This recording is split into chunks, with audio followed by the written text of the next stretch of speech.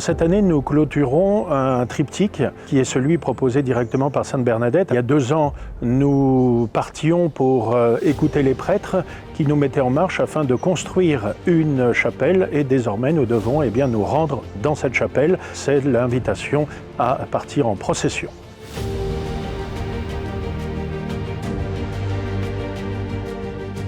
Ça s'ancre véritablement dans une anthropologie très ancienne de l'humanité. Se mettre en procession, c'est se mettre en marche. Or, les seuls qui ne marchent pas, ce sont les morts. Et donc, le fait de marcher, on a une opposition entre la mort et la vie. Et dès qu'il y avait des cérémonies qui magnifiaient en quelque sorte la vie, eh bien le peuple, quel qu'il soit, s'est toujours mis en marche pour magnifier le Dieu qui était le leur. Saint Bernard de Clairvaux qui disait « progresser, c'est partir ».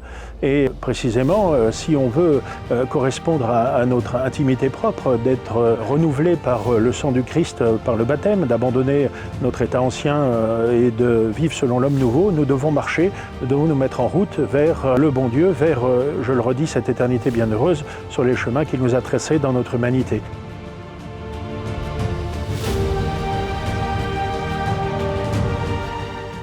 Dans le PMI, le militaire qui participe à de nombreuses occasions de pouvoir marcher. Mais c'est aussi les processions qui vont avoir lieu au cours des cérémonies, à la fois le clergé qui va représenter l'ensemble du peuple de Dieu en marche vers le bon Dieu. Mais c'est aussi des parcours plus individuels comme la démarche de l'eau ou bien les piscines.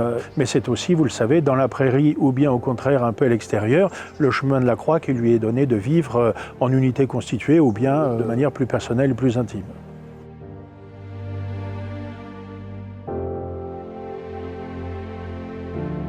Et le thème de cette année, définitivement, nous inscrit dans le fait que dans la vie spirituelle, on ne peut pas stagner. Celui qui s'arrête, contrairement à la vie physique, on s'arrête, on reste sur place.